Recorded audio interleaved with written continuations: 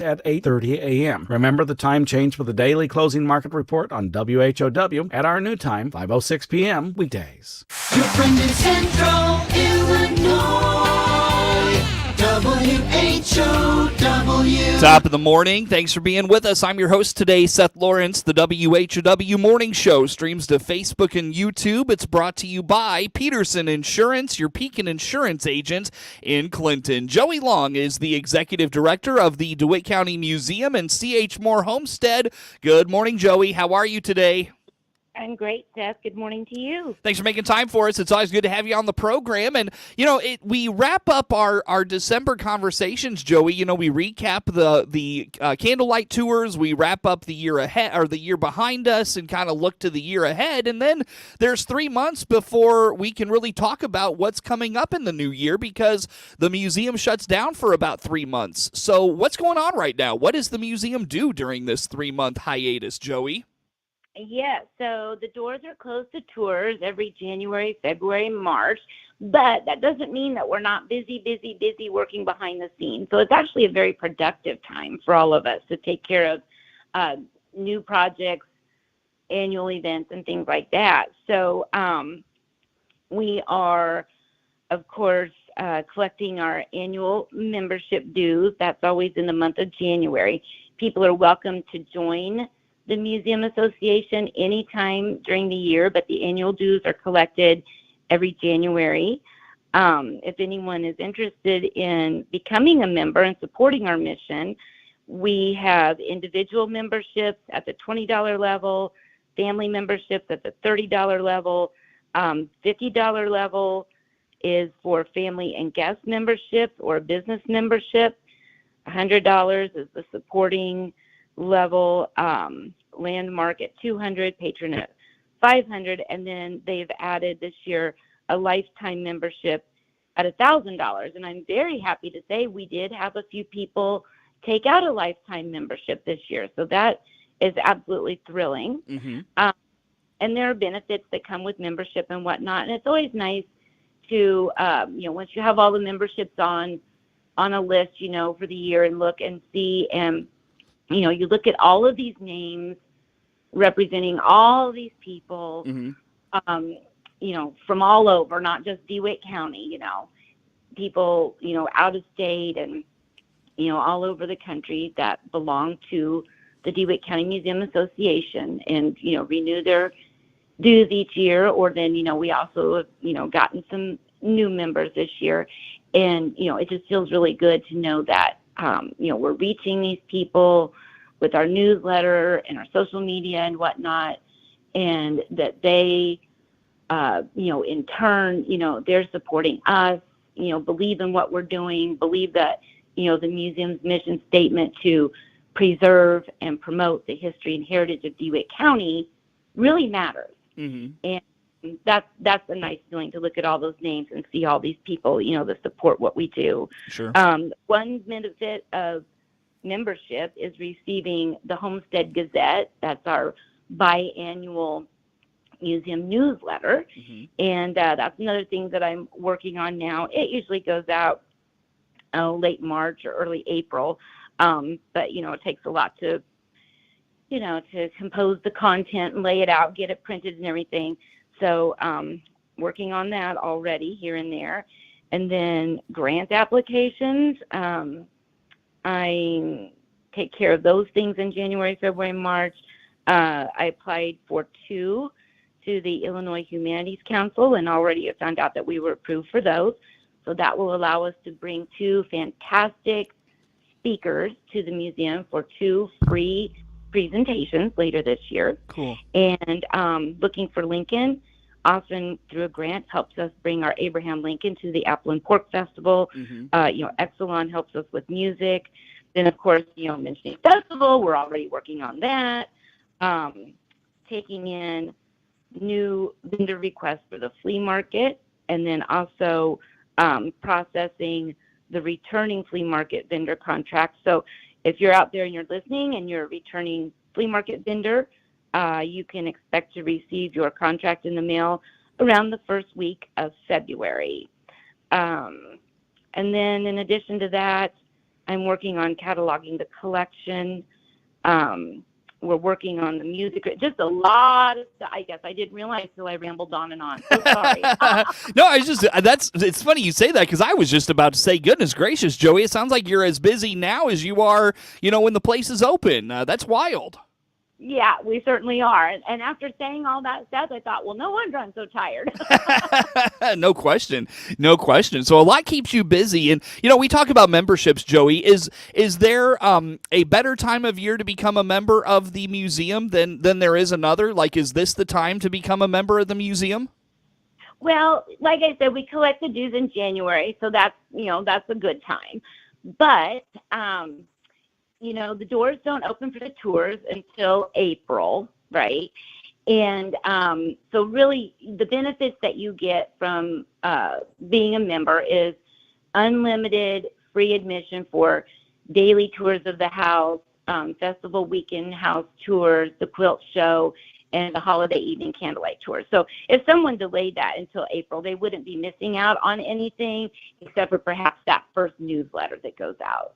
Very good. Very good. So be a part of that. It's a great benefit and a great way to support the museum as well. And, Joey, we've talked about this over the years, and, it never bears repeating or it always bears repeating, I should say, that, supporting the museum is really how it came to be that we still have it. Folks saw the value in it, and they stepped up, and, 55 some years ago, they decided they wanted to step up and help save and preserve the museum, and the support of individuals now continues that effort. That's right. And a lot of those people who were members when this museum association was first started are still on our membership rolls. But then we also have the next generation, the generation after that. In fact, we had a lady that had been a member of the museum association maybe for the past 10 years or so.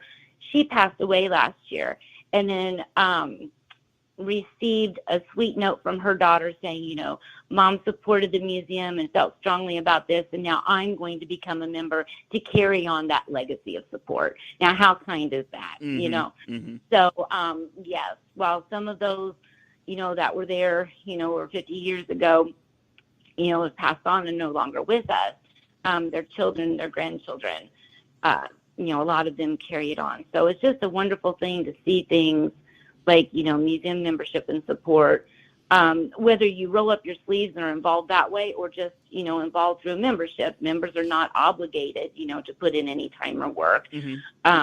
It's just nice to see that continue. Well, and a point well made as well, that support from those folks 55, 60 years ago is now spilling down, generation to generation. And you've pointed out to us, Joey, when you talk about our, wrapping up our coverage of the Apple and Pork Festival each year, I know in the last several years, you've started to notice more young people going through the home.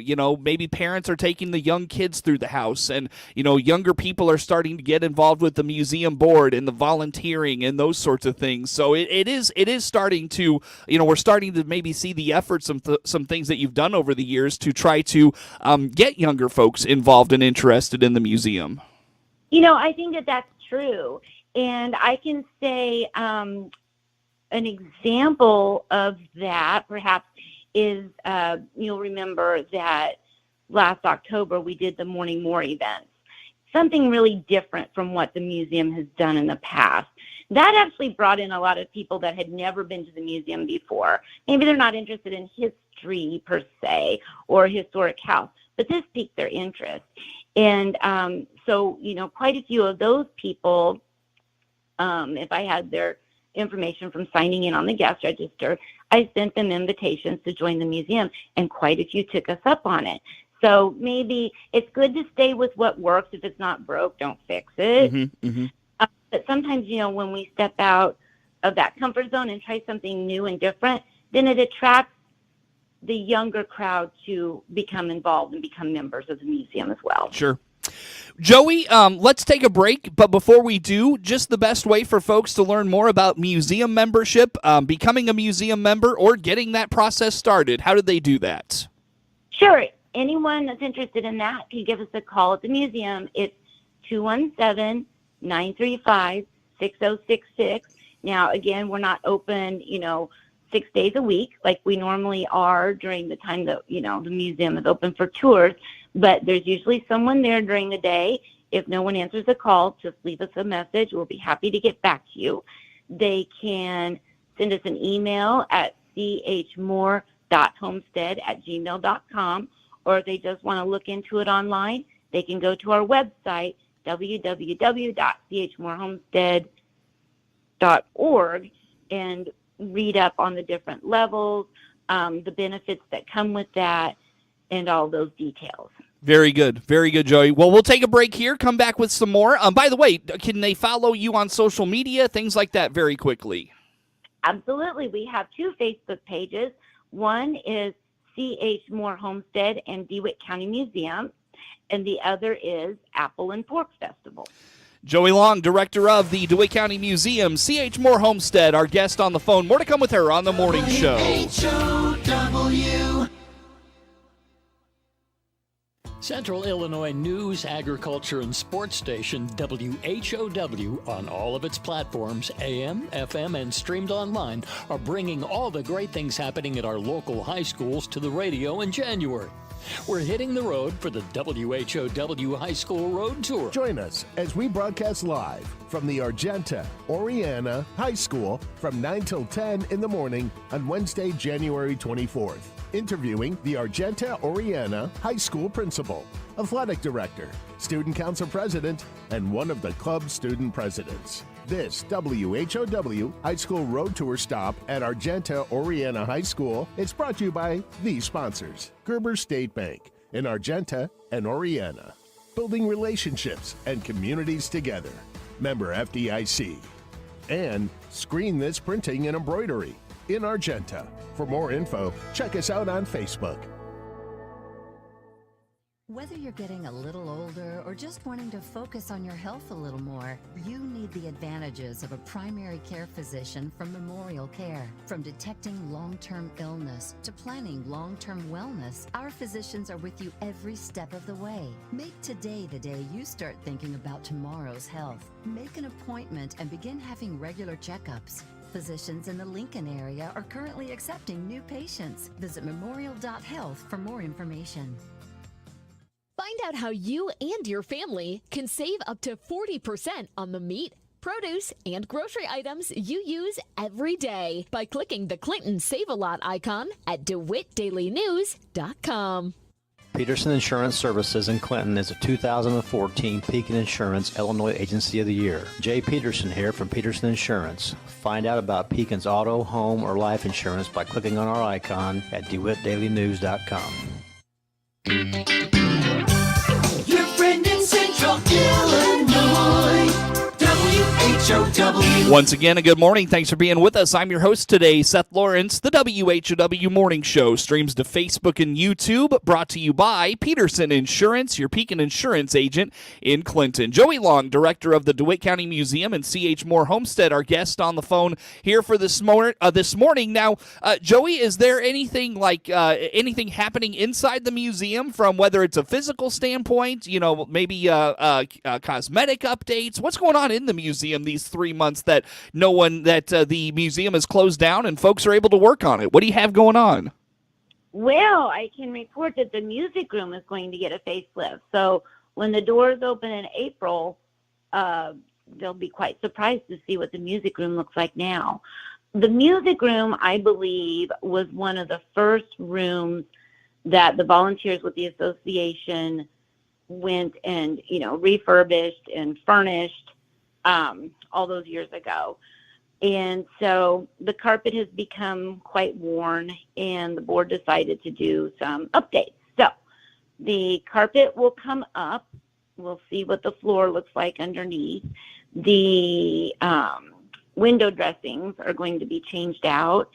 And all of this involves moving a very heavy piano that literally weighs more than a ton. So one of our board members was quite resourceful. It's, who do you know? And so he was in contact yesterday with a gentleman who's going to help with getting that piano moved so that they can carry on with the project. So it'll be really interesting to see what's under that carpet. and what options that gives them then for, how they take care of the floor situation. And it's going to look really neat when it's all done.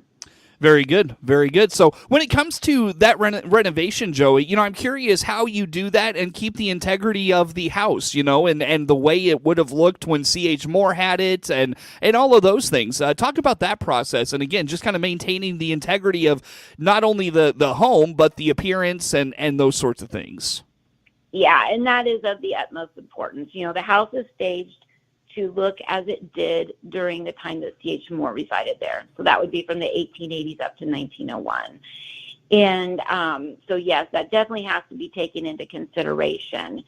And so I know that they're going to work closely with some different organizations, groups, museums, whatnot, ask them about, where you might find such window draperies. And, then do a little research and see, what would be period appropriate for that time.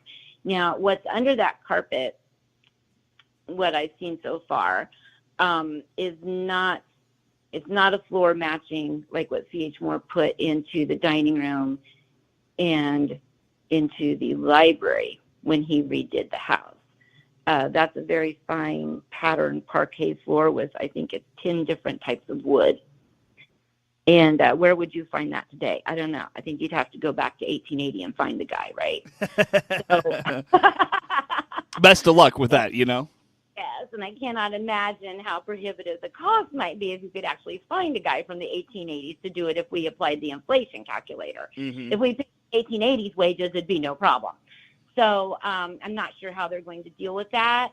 And so the first step I think that they're going to take is just to get that carpet up, see what kind of condition that floor is in, and kind of devise a game plan from there to keep things in the right time period and as historically accurate as possible. Mm-hmm. Very good. Now, when it comes to, preparing for that project, does a lot of preparation happen ahead of this, leading up to it, saving money, you talked about materials, continued searching for those and such. Just talk about preparation for projects like this, Joey. Yeah, so, they, of course, decide that this is something that they would like to do. They bring it to the board approves it. As far as if there's specific funds earmarked for that, I'm not certain about that, how they're handling that end of it. And then, of course, they realize at the board meeting that, this has to be done January, February, and March. So they had a pretty tight schedule of, a goal of, wanting all of the Christmas decorations down by January 15th, so then they could go, and step ahead, move forward with the project. So discovering that piano was not going to budge, put them behind, but only by a day or two. Sure. So I think they're going in today, rolling up their sleeves, getting on their knees, and going to start to work on that carpet. Well, Joey, what else is happening here in the next few months as the museum, again, kind of closes itself down for things like this? Anything else going on you're working on? Well, I think I would say that that's about it. Some maintenance things. I had the fire extinguisher guys in yesterday, to inspect the extinguishers, make sure that everything's, properly functioning. If goodness help us if we would ever have to use one of those. You have the termite guy in to come in and check off and everything's all right. Maybe looking at some upgrades with the furnace system. Things like that. Just keep us busy and rolling on. Sure. Very good. Very good, Joey. Well, looking ahead to the year ahead, is there anything you're excited about for 2024, whether at the museum, the things happening, anything that has you're looking forward to, Joey? I'm really looking forward to these two speakers that we're going to have in thanks to Illinois Humanities Council. Uh-huh. I love the idea of bringing someone from the outside world into our world and showing us how the history of the outside world also connects to our little county here. Uh-huh. And so we're going to have a gentleman, his name is Bucky Hulker. It's more like a musical performance. And then in between the songs, he talks about how that relates to history on the national scale and possibly, on our smaller scale, but what people call the little history. DeWitt County history. And then we also have a lady coming during the month of June, appropriately, because that's when our quilt show is. And on a Sunday afternoon, she'll come and talk to us about hidden messages on quilts in relation to the Underground Railroad and the history of old quilts and whatnot. So that should be fascinating too.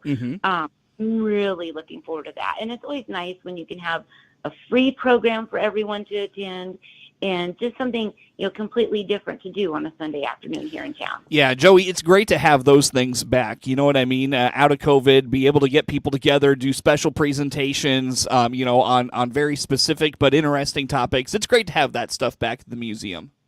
Yes, I agree. And especially with the Bucky Holker presentation, it's the name of it is This Land Is Your Land. So he sings Guthrie songs, and then talks about history and how that relates to everything. That kind of, in my mind, falls along the lines of what we did with the Morning More. It's not the typical thing that a history museum would do. You don't even have to be interested in history to be interested in attending this. It's mostly a musical performance, right? So I'm just really excited that we'll have a Sunday afternoon where people can come out. It's a free event and listen to some great music by a great performer and listen to some great stories.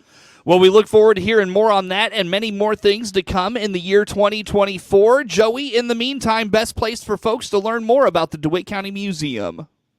They can go to our website. It's chmorehomestead.org. They can visit our Facebook pages. Those would be C.H. Moore Homestead and DeWitt County Museum, or Apple and Pork Festival. Or they can always send us an email or give us a call at 217-935-6766.